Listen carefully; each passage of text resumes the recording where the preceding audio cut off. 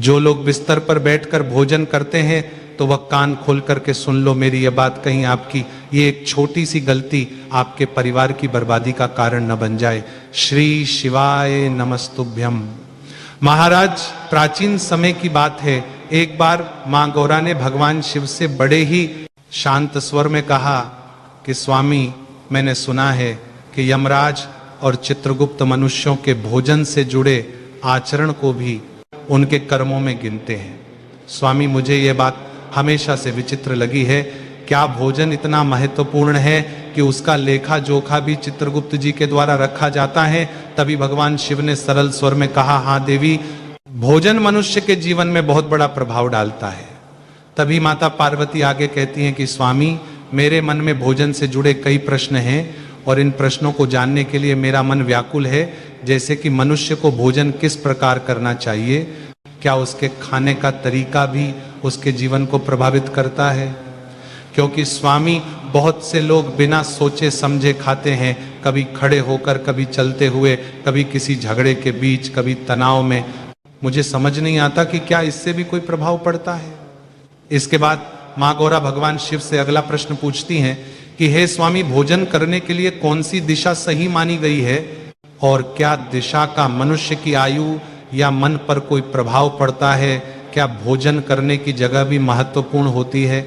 क्योंकि कई लोग कहीं भी बैठ जाते हैं, कभी बेड पर, कभी सीढ़ियों पर, कभी दरवाजे पर, कभी रास्ते में। क्या इन स्थानों का भी कोई प्रभाव होता है? इसके बाद मां गौरा भगवान शिव से अगला प्रश्न पूछती हैं कि हे स्वामी, किन स्थानों पर बैठकर भोजन नहीं करना चाहिए? क्या कुछ स्थान ऐसे हैं जो नकारात्मक असर देते हैं? क्या वहां खाया हुआ भोजन मनुष्य के जीवन को प्रभावित करता है? इसी के साथ भोजन करने से पहले मनुष्य को क्या करना चाहिए और भोजन करने के बाद कौन सा आचरण सही माना गया है? इसी के साथ मनुष्य को किसके घर का भोजन नहीं करना चाहिए?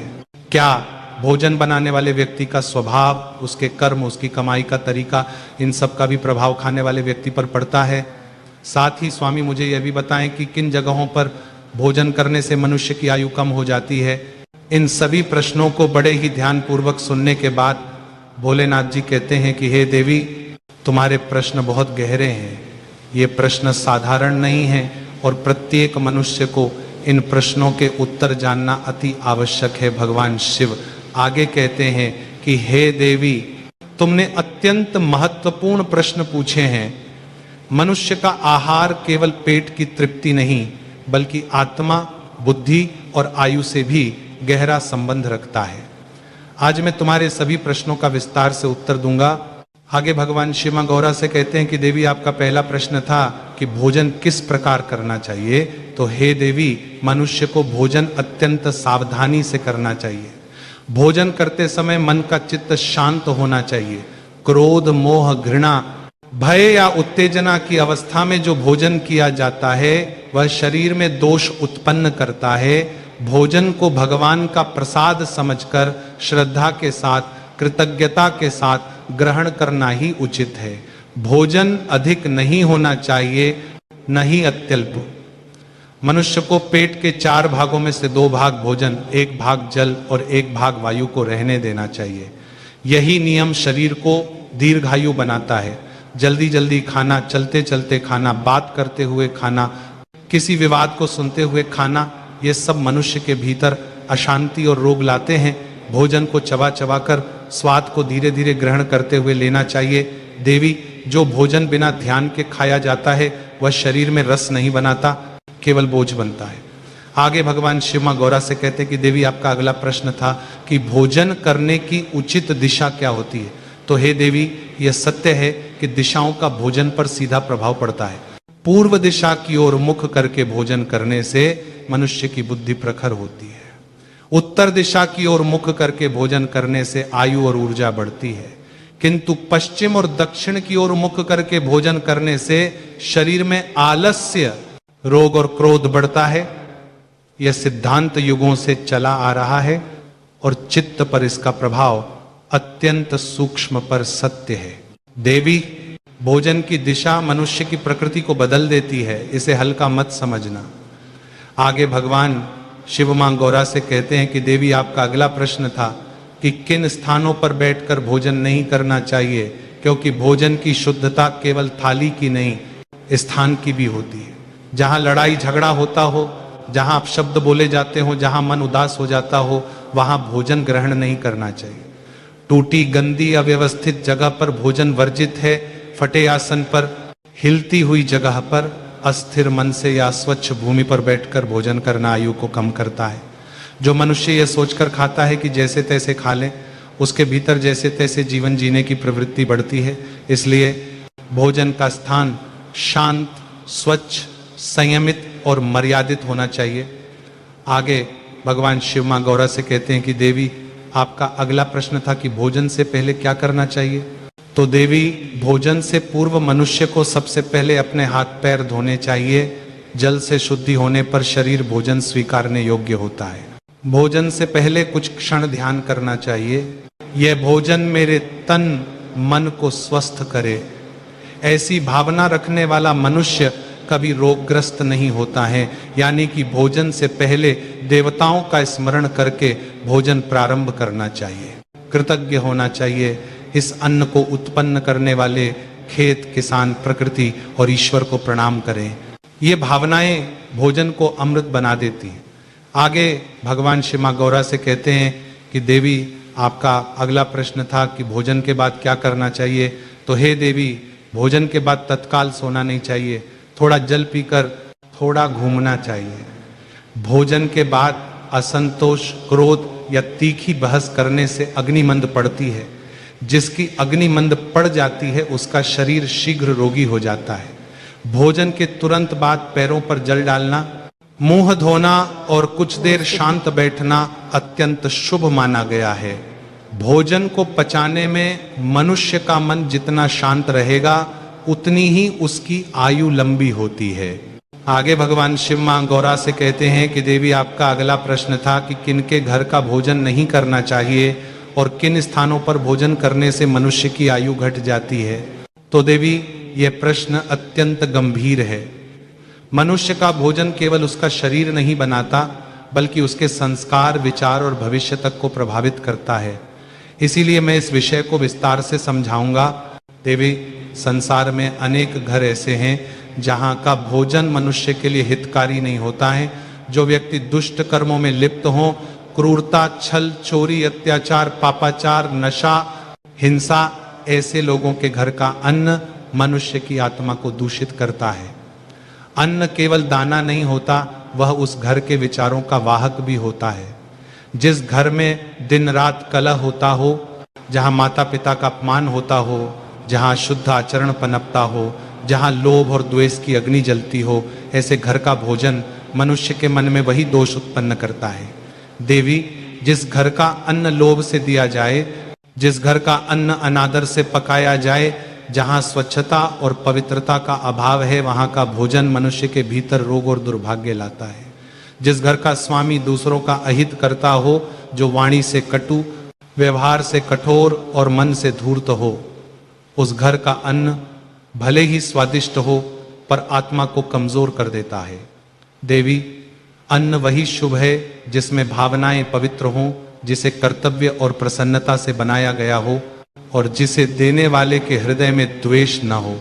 अन्यथा अन्न अमृत नहीं, बोझ बन जाता है। आगे भगवान शिव मां गौरा से कहते हैं कि देवी, आपका अगला प्रश्न था कि किन स्थानों पर बैठकर भोजन करने से आयु घटती है। हे देवी, मनुष्य के बैठने का स्थान उसकी आयु को अत्यंत प्रभावित करता है। ये बातें सूक्ष्म हैं किंतु सत्य है। जो व्यक्ति टूटी, अस्थिर, हिलती या चंचल जगह पर बैठकर भोजन करता है, उसका मन स्थिर नहीं होता और उसकी प्राण शक्ति व्यर्थ नष्ट होती है। ऐसा भोजन आयु को कम करता है।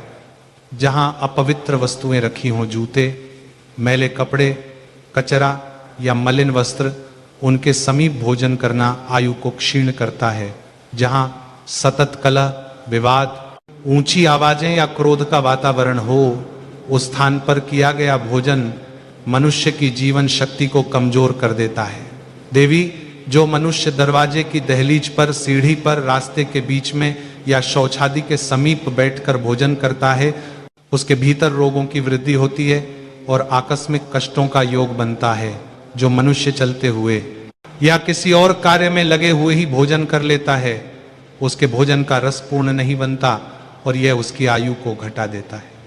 भोजन करते समय स्थान जितना शांत, पवित्र और स्वच्छ होगा, आयु उतनी ही स्थिर और दीर्घ होगी।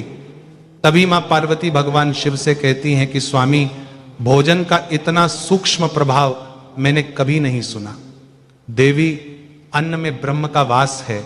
जिस प्रकार बीज में संपूर्ण वृक्ष छिपा होता है, उसी प्रकार भोजन के एक कण में मनुष्य का कल्याण अथवा पतन छिपा होता है। मनुष्य जिस भावना से अन्न ग्रहण करता है, वही उसकी आयु, बुद्धि और कर्म को आकार देती है। आगे माता पार्वती ने शांत स्वर में कहा कि महादेव, आपने भोजन के विषय में जो उपदेश दिए वे मन को प्रकाश से भर देते हैं। अब मेरी एक जिज्ञासा और है, मनुष्य का जीवन भोजन से इतना क्यों बदल जाता है?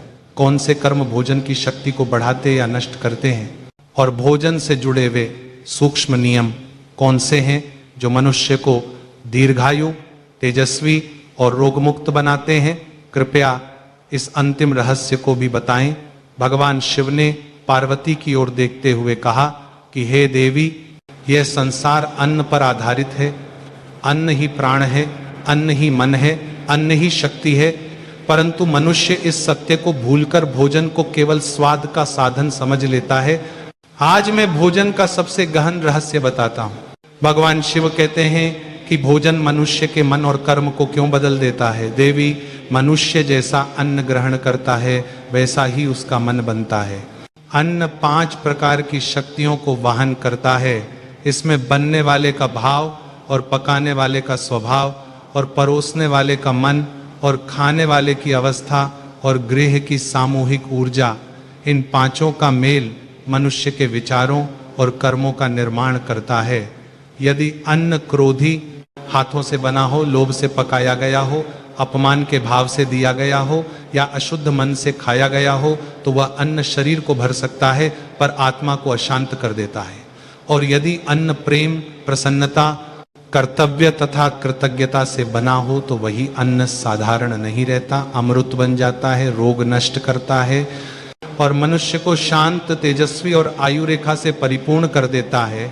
आगे भगवान शिव कहते हैं कि भोजन में कौन से कर्म करने से उसका प्रभाव बढ़ता है। तो हे देवी, भोजन के प्रभाव को बढ़ाने के 3 प्रमुख नियम हैं। पहला नियम कृतज्ञता। जो मनुष्य भोजन से पूर्व ईश्वर, प्रकृति और अन्नदाता को धन्यवाद देता है, वह अन्न को पवित्र बना देता है। कृतज्ञता से अन्न की शक्ति दुगुनी हो जाती है। दूसरा नियम है शांत चित्त। अशांत मन वाला व्यक्ति अमृत भी खाए तो उसे विष प्रतीत होता है। शांत मन वाला व्यक्ति साधारण भोजन को भी प्रसाद बना देता है। तीसरा नियम मर्यादा। अधिक भोजन आयु को घटाता है, अत्यल्प शक्ति को नष्ट करता है। अतः मर्यादा ही भोजन को औषधि बनाती है। आगे भगवान शिव कहते हैं कि भोजन की सूक्ष्म गलतियां जो आयु को घटाती हैं देवी, कुछ सूक्ष्म नियम ऐसे हैं जिनका उल्लंघन मनुष्य अनजाने में करता है और इन्हीं से आयु क्षीण होती है। जो मनुष्य भोजन करते समय दूसरों की निंदा करता है, उसकी जीवन शक्ति धीरे धीरे क्षीण हो जाती है। जो मनुष्य बिना हाथ धोए भोजन करता है, वह रोगों को आमंत्रण देता है। जो मनुष्य दूसरों की थाली देखकर ईर्ष्या करता है, उसके अन्न का रस नष्ट हो जाता है। जो मनुष्य भूख से पूर्व खाता है या अत्यधिक भूख में व्याकुल होकर खाता है, उसकी अग्नि असंतुलित हो जाती है, यह भी आयु को घटाती है। और जो मनुष्य भोजन को अपमानित करता है, उसे तुच्छ मानता है, अन्न फेंकता है या भोजन बनाते समय अपशब्द कहता है, उसके लिए अन्न अमृत नहीं दुर्भाग्य का कारण बनता है। आगे भगवान शिव कहते हैं कि भोजन का अंतिम सिद्धांत यह है कि अन्न वही खाओ जिसमें प्रेम हो। संसार के सारे नियम एक ओर और यह सिद्धांत एक ओर। जिस अन्न में प्रेम, कर्तव्य और शुद्धता हो, वह मनुष्य के जीवन को दीर्घायु, शांत और सौभाग्यवान बना देता है। और जिस अन्न में घृणा, कलह, लोभ या अपवित्र भाव हो, वह मनुष्य के भीतर वही दोष उत्पन्न कर देता है। इसलिए कहा गया है कि अन्न ब्रह्म है, अर्थात अन्न का अपमान ब्रह्म का अपमान है। तभी मां गौरा आगे कहती हैं कि स्वामी आज भोजन के विषय में आपने जो ज्ञान दिया वह संसार के लिए पथ प्रदर्शक होगा। मनुष्य यदि इसका पालन करे तो उसके जीवन में रोग नहीं टिकेंगे, दुख नहीं रहेंगे और मन सदा शांति में रहेगा। तभी भगवान शिव कहते हैं कि देवी, जो मनुष्य भोजन को पवित्र कर्म समझकर करेगा उसका जीवन भी पवित्र हो जाएगा। भोजन ही शरीर नहीं बनाता, भोजन ही भाग्य भी बनाता है। यह सत्य सदा स्मरण रखना। तो भक्तों, ये थी भोजन से जुड़ी संपूर्ण जानकारी और नियम। यदि जानकारी पसंद आई हो तो वीडियो को लाइक और चैनल को सब्सक्राइब जरूर करें। और आप ये वीडियो कहां से देख रहे हैं इसे कमेंट में जरूर बताएं।